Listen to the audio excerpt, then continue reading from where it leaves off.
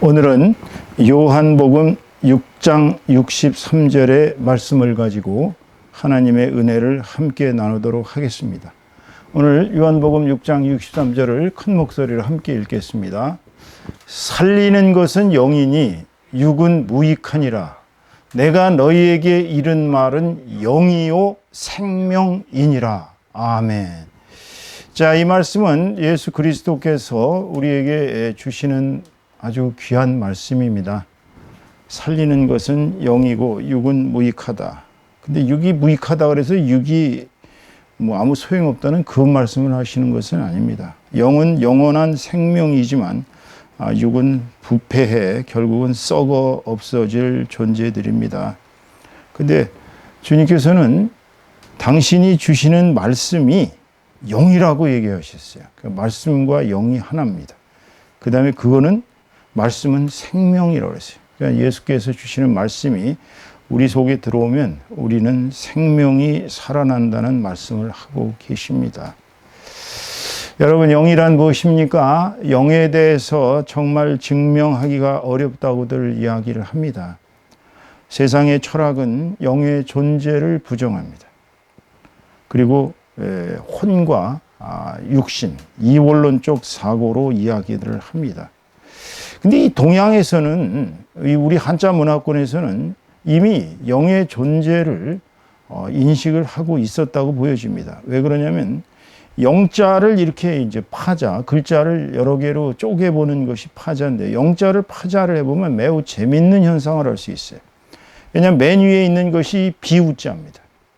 그 다음에 그 밑에 입구자가 3개가 있어요. 입구자가 3개가 있고, 그 밑에가 이제 무당할 때 샤먼의 무가 있습니다. 그러니까 이 얘기는 우주의 본질이 물이라는, 비는 물이니까요. 그 존재를 잘 나타내고 있고요. 입구 3개는 이 세상이 3차원적 세계임을 나타내주고 있습니다. 그 다음에 그 우주의 본질, 물과 또 이 입구 3개, 즉 세계를 연결해주는, 이 세상과 저 하늘나라를 연결하는 것은 바로 샤먼, 무라는 것을 나타내주고 있습니다. 다시 말하면 우리가 영을 가지고 있기 때문에 우리는 얼굴이라고 표현하지 않습니까? 얼이 들락날락거리는 굴이다. 그래서 우리는 얼굴이라고 합니다. 우리말에 우리가 얼굴은 얼이 들어있는 굴이란 뜻이에요.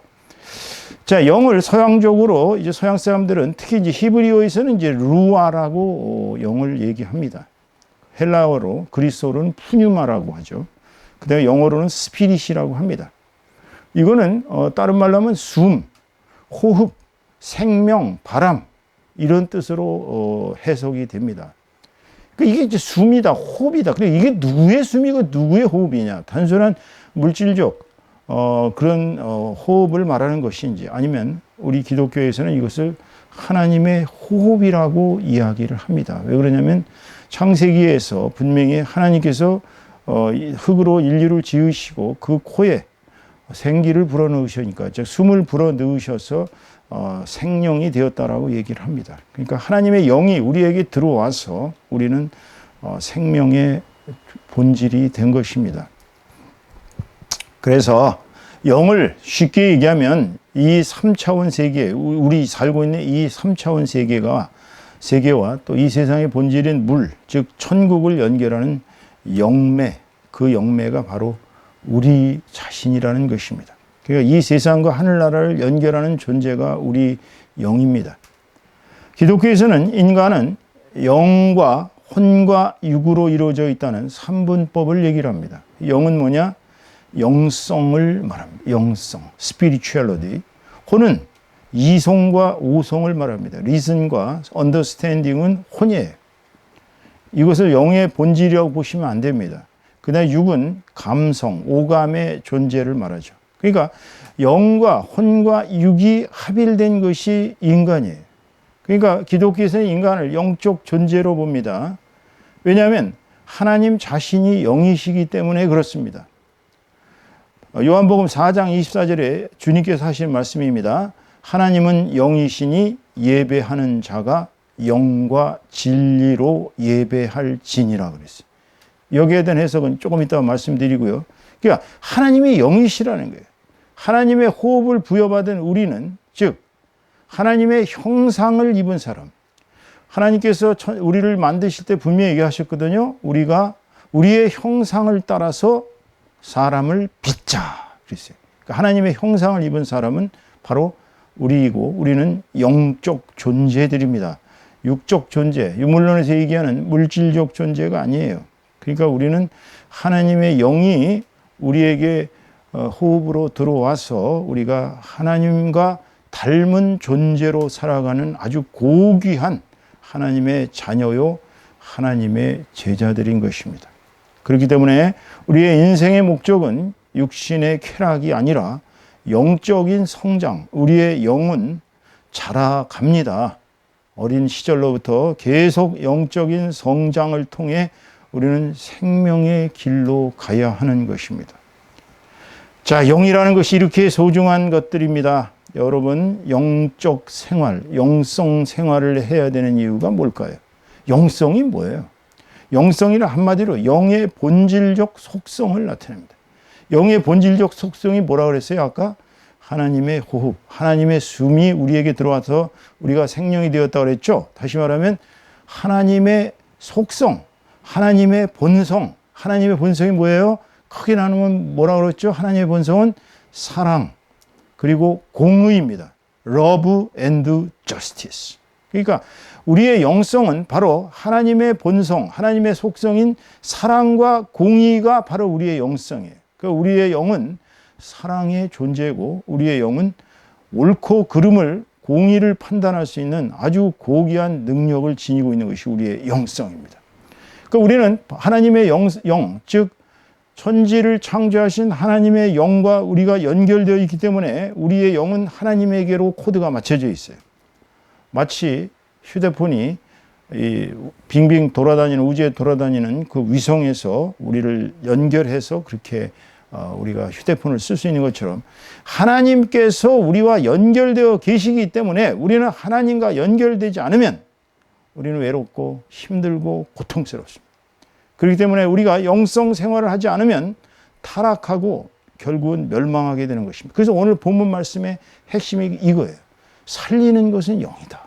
그러니까 우리의 영을 키워야, 우리의 영이 살아나야 우리가 살아납니다. 우리 몸이 아프면 우리 영도 아파요. 우리 영이 아프면 몸도 아픕니다. 육은 무익하다고 주님이 얘기하신, 여기서 무익하다는 것은 결국 영이 먼저 살아나야 육도 살아난다는 얘기입니다. 육신이 아무리 건강해도 영이 죽으면 그거는 있을 수가 없는 얘기예요.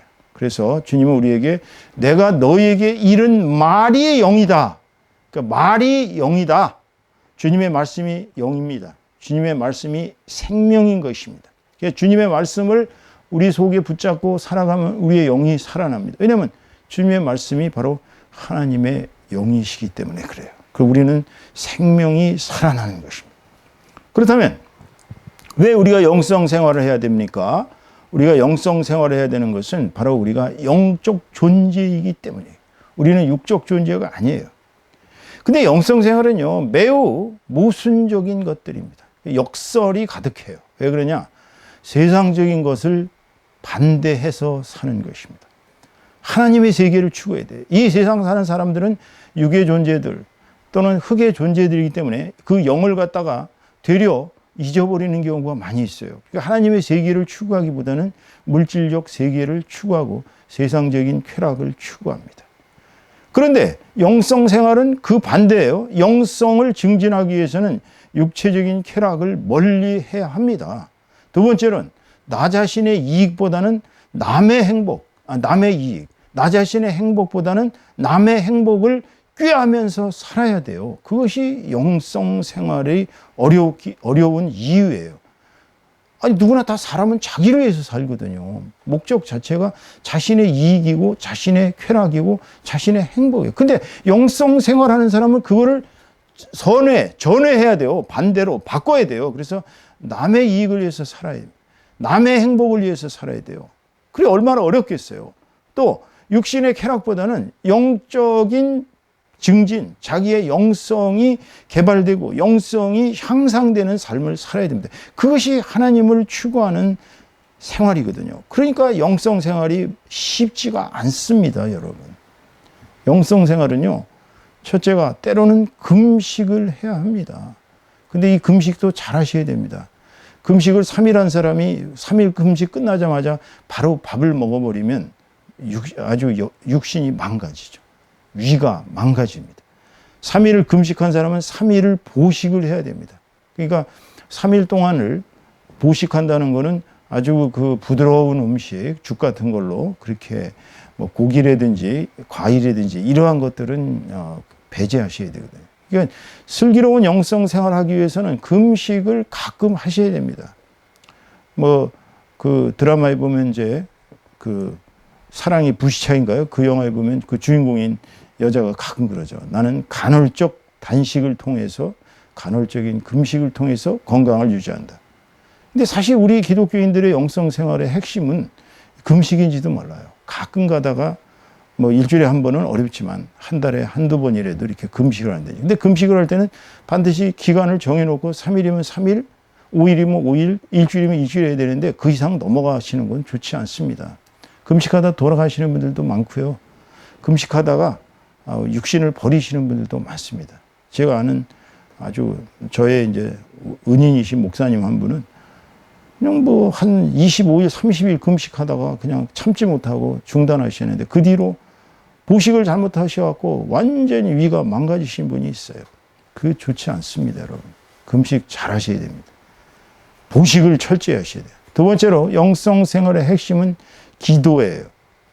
기도를 게을리하는 생활은, 그러니까 기도도 잘 생각하셔야 됩니다. 조금 이따 이제 기도에 대한 얘기가 나오겠지만, 기도는요, 자신의 모든 걸 비우고 하나님한테 완전히 코드를 맞춰서 하는 기도래야 하늘나라에 상달이 됩니다. 머릿속으로 복잡하고 세상적인 것에 가득 차 있는 상태에서의 기도는 하나님한테 상달이 되지 않습니다. 기도도 잘 하셔야 돼요. 뭐 7시간, 8시간, 9시간 이렇게 오래 기도하는 것이 좋은 것이 아니에요. 사람들은 흔히들 그럽니다.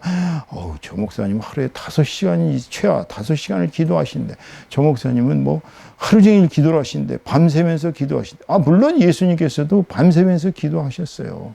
여러분 아시다시피 죽음을 앞두고 겟세마네 동산에서 밤새워 기도를 하셨습니다. 땀방울이 핏방울이 되도록 기도를 하셨어요. 이 기도는요, 하나님과 연결되는 가장 아주 중요한 소통의 수단입니다. 중세의 테레사 수녀, 테레사 그 성인, 물론 가톨릭에서는 성인으로 봅니다. 그분의 기도를 보면은 잠잠하게 모든 것을 비우는 단계에서 이제 자신의 육신의 모든 것이 다 열려서 하나님에게로 향하는 단계. 최종적으로는 이제 완전히 하나님과 그 음성을 같이 나누고 하나님의 음성을 듣고 하나님의 뜻대로 이렇게 살아가는, 그리하여 자신의 육신과 자신의 영혼 모든 것이 하나님의 음성을 듣고 하나님의 그 놀라우신 창조의 섭리를 체득하면서 그냥 온 몸이 환희에 젖어서 이 우주와 함께하는 그러한 단계까지 가는 기도를 이야기하고 있습니다. 대단한 것이죠. 영성생활의 핵심은 그렇게 기도입니다. 그 다음에 아까도 말씀드렸지만 주님의 말씀이 뭐라고요? 영입니다. 주님의 말씀은 생명입니다. 그러니까 주님의 말씀인 이 성경책을, 성경 말씀을 매일매일 읽으면서 묵상해야만 하는 것입니다. 네 번째로 이제 타를 위한, 자신을 위한 삶이 아니라 타를 위한 삶은 전도와 선교와 이웃 구제로 나타냅니다. 그리고 이제 금욕 생활로 나타나는 것이죠. 그러니까 방종한 성적 생활을 금지하고 음주, 가물을 금지하고 휴대폰이나 인터넷 또는 게임, 향락 같은 것을 자제하면서 하나님 사랑과 이웃 사랑을 철저히 실천하는 삶, 이것이 영성 생활입니다. 그러니까 슬기로운 영성 생활을 위해서는 지금 말씀드린 이러한 것들을 진짜 슬기롭게 해야 됩니다. 그냥 마구잡이로 나 영성 생활을 한다 그러고 원칙도 없이 그냥 마음대로 금식을 한다든지 또는 아무런 원칙도 없이 그렇게 그냥 하루 종일 기도한다든지 이런 생활은 옳은 것이 아니에요. 슬기로운 영성 생활은 첫째 어떻게 해야 됩니까? 슬기로운 영성 생활은 첫째는 삶의 무관심과 냉담으로부터 벗어나야 합니다. 그러니까 무관심과 냉담이 뭐예요? 잠언 4장 23절에 보면 이렇게 얘기하고 계십니다. 모든 지킬 만한 것 중에 더욱 네 마음을 지키라. 생명의 근원이 이에서 남이라 그랬어요. 자, 이 마음이요, 사람이 무관심해지고 냉담해지면 이게 감정이 없어요. 한마디로 세상적인 것에 완전히 매몰되다 보니까 남에 대한 감정이 없습니다. 자기 마음 자체를 돌보질 못합니다. 그러니까 몰입이 되는 것이죠. 그런데 이것이 생명의 근원을 망치는 길이라는 것을 우리는 명심해야 됩니다. 그래서 슬기롭게 영성생활을 하려면 첫째가 바로 이 삶의 무관심과 냉담으로부터 벗어나야 합니다. 그리고 하나님을 향한 사랑, 하나님을 향한 관심, 하나님을 향한 몰두로 들어가야 됩니다. 그러다 보니까 두 번째로 슬기롭게 영성생활을 하려면 어떻게 해야 됩니까? 내 삶의 중심을 영성생활에다 두어야 합니다. 중심이 영성생활에 두지 않고 세상생활에 두는 사람은 슬기로운 영성생활을 할 수가 없어요. 여러분 잠깐 소개해드린다면 대안토니오 성인, 가톨릭에서는 대단한 성인으로 보고 있습니다. 이분은 251년에서 356년까지 살았던 이집트 출신의 아주 성인까지 추앙받는 대단한 수도사이셨습니다. 이분은 사실 이집트의 아주 부유한 가문에서 태어나셨습니다. 부모가 다 돌아가시고 이 안토니우스 이분에게 모든 유산을 다 물려주셨어요. 아마 평생 그냥 탱자탱자 먹고 살아도 될 만큼 이분은 아주 유복하게 재산이 많았습니다. 그러나 이분이 예수 그리스도를 믿고 난 뒤로 이 세상의 삶의 중심이 영성 생활에 두어야 된다는 걸 깨닫고 이제 사막으로 나가기로 결심을 했습니다. 왜냐하면 이 세상살이는 너무나도 복잡하고 또 재물이 많다 보니까 그 재물을 가지고 해야 할 일이 너무 많았어요. 번잡했습니다. 그래서 이분은 자기 여동생 하나 남은 여동생에게 평생 먹고 살 만한 유산을 남겨두고 나머지는 모두 처분해서 예수님 말씀처럼 모두 가난한 자들에게 나누어 주고 자신은 빈털터리로 이제 사막으로 들어갔습니다. 그래서 사막으로 들어가서 이제 거기에다가 움막을 짓고 동굴 같은 데서 거기서 이제 수도 생활을 시작했습니다. 그러니까 이분이 사막에서 보는 것은 그 끝없이 펼쳐진 모래 사장, 그리고 밤만 되면 하늘에 막 떨어지는 수많은 별들. 그러니까 완전히 생활이 단순하기가 짝이 없죠. 근데 처음에는 어떻겠어요? 엄청 무서웠겠죠. 밤에 막 무서운 짐승들이 그냥 계속 울부짖고 심지어는 사단이 그를 공격하기 위해서 5만 가지 모습으로 악마의 모습으로 나타나서 그를 괴롭혔습니다. 그는 그것들과 투쟁하느라고 거의 피투성이가 되도록 그 영이 싸웠습니다. 근데 이분은 그럼 어떻게 하겠어요? 그러려니까 어떻게 해야 돼? 이겨내려니까 매일 뭘로 다 해야 돼요? 기도밖에 할 게 없죠. 기도하고 하나님께 찬양하고 또 성경 말씀을 외우면서 묵상하면서 그는 금식을 철저히 하면서 그렇게 실천하는 생활을 했습니다. 세월이 지나고 순례자들이 한 사람 한 사람 지나가다가 사막에 큰 수도사가 있대더라. 그래서 그분한테 가면 하나님을 느낄 수 있대더라. 그래서 그분을 찾아갔습니다. 한 사람 한 사람 찾아가다 보니까 이분들이 이제 진리의 말씀을 들은 거예요. 진리의 말씀은 오직 영성 생활에 있는 것이죠. 그러니까 사람들이 한 명 한 명 그분 주위에 몰려들기 시작했습니다. 그래서 공동체인 수도원이 시작된 거예요. 그래서 가톨릭이 이 당시에 이분과 같은 위대한 수도사가 없더라면 그 뒤에 성 프란치스코 같은 사람도 나오지도 않았을 거고 가톨릭은 아마 쉽게 멸망했을 겁니다. 그러나 이런 분들이 영성 생활에 중심을 두고 이 세상의 모든 것을 비우고 매일매일 기도와 찬양과 말씀 읽기를 실천하면서 그 하나님께서 주신 사명을 천천히 꾸준히 이루다 보니까 전도가 되고 선교가 되고 이웃 구제가 되고 그리하여 공동체인 수도원이 성립됨으로 말미암아 중세의 위기에서 가톨릭은 벗어난 것입니다.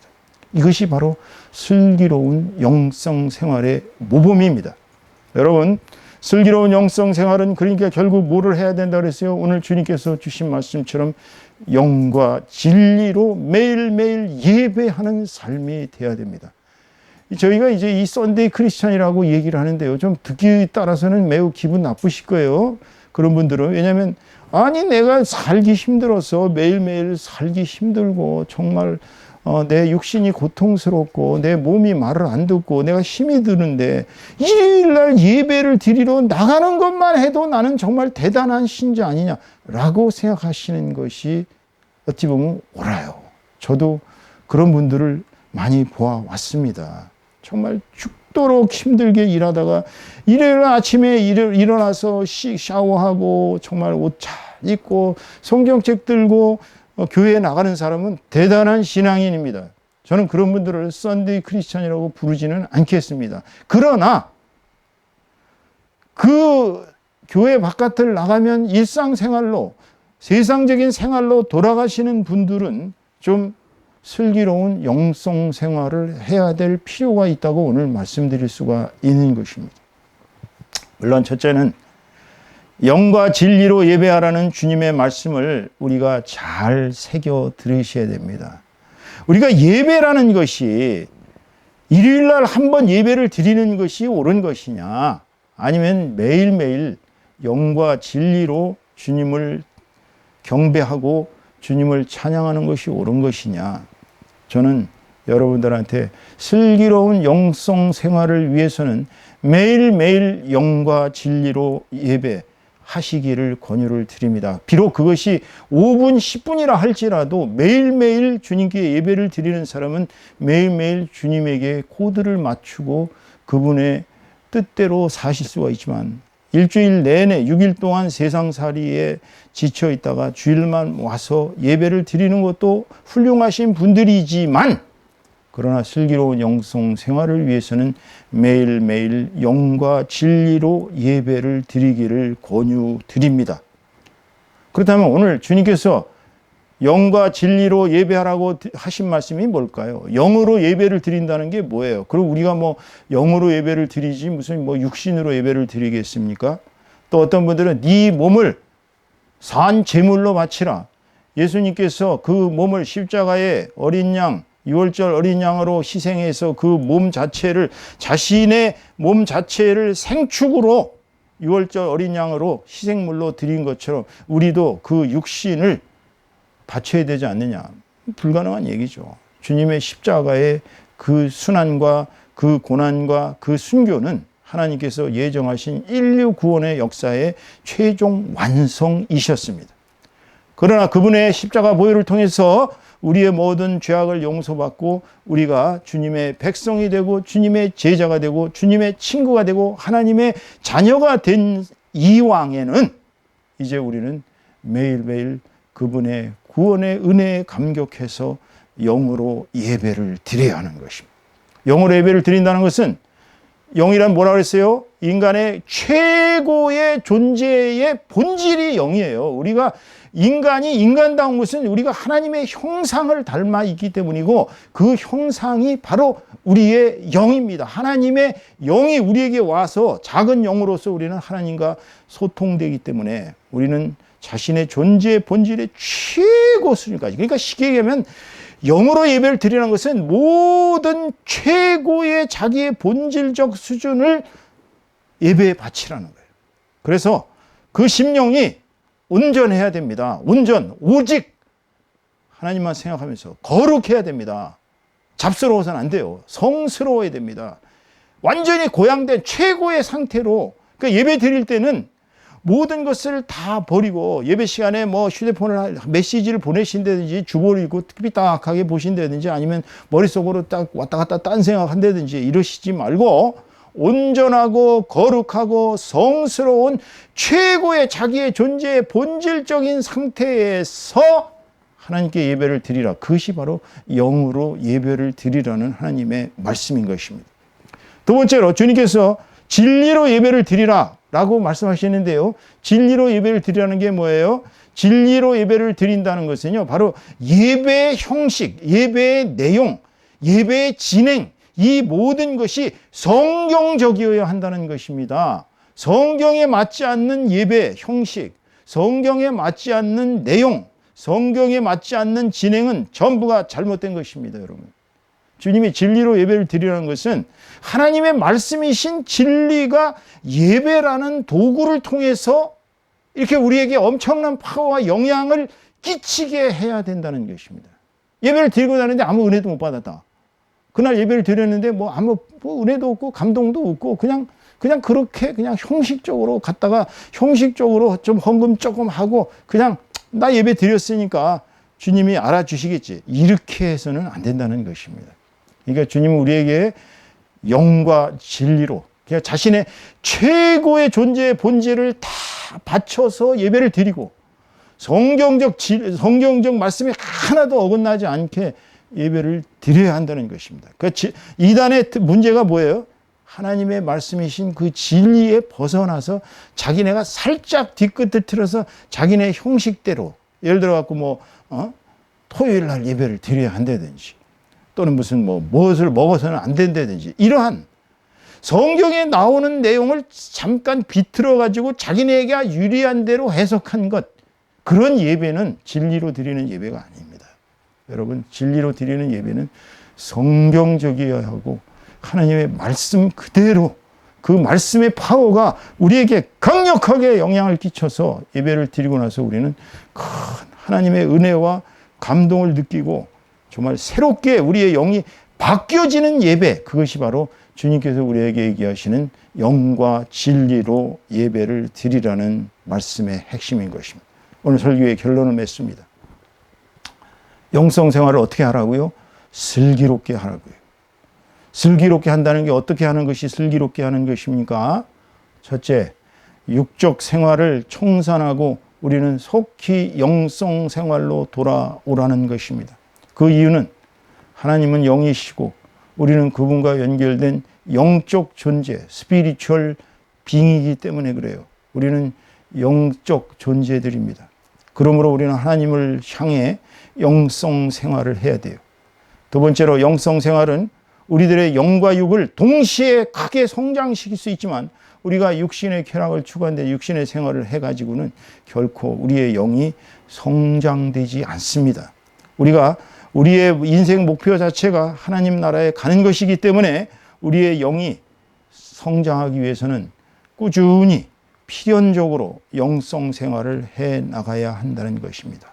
세 번째로 영성 생활이란 뭡니까? 바로 세상적인 것에서 하나님의 세계로 우리의 시야를 바꾸는 것입니다. 우리의 육체의 즐거움으로부터 영적인 성장으로 우리를 이끌어가는 것이에요.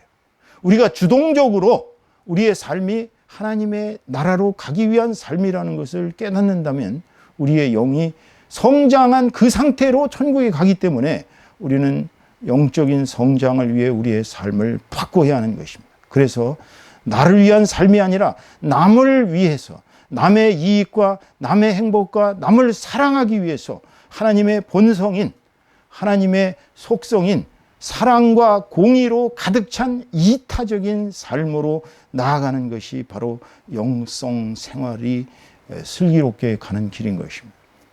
네 번째로 영성 생활의 중심은 바로 뭐예요? 영과 진리로 드리는 예배입니다. 영과 진리로 드리지 않는 예배는 예배로 볼 수가 없습니다. 그리고 기도와 말씀을 매일매일 꾸준히 실천하는 것이 영성 생활의 중심입니다. 또 그것만이 아니라 이거는 어찌 본다면 하나님 사랑을 실천하고 나를 사랑하는 것이 큰 목적이 될 수 있겠지만 동시에 이타적인 이웃사랑을 실천하기 위해서는 전도하셔야 됩니다. 말씀을 전도하고 또 선교하고 이웃 구제에 힘써야 하는 것입니다. 이렇게 함으로써 우리는 슬기로운 영성 생활을 통해서 하나님 사랑과 이웃 사랑을 철저히 실천함으로써 우리가 영원한 생명을 얻는 영생의 길을 가야 하는 것입니다. 이제 추석 연휴를 맞아서 여러분들 정말 세상적으로 본다면 매우 즐거운 휴식의 시간입니다. 지금 역대 최대로 해외로 가신 우리 동포들이 많이 있습니다. 그러나 이제 우리는 이 기간 동안 더욱 우리의 마음과 중심을 하나님께 두고 또 우리가 매일매일 예배하며 또 말씀을 읽으며 기도하면서 하나님의 사랑을 우리 이웃에게 실천하는 그리하여 영생의 길을 가는 저와 여러분 다 되시기를 주님의 이름으로 축원합니다. 축원합니다.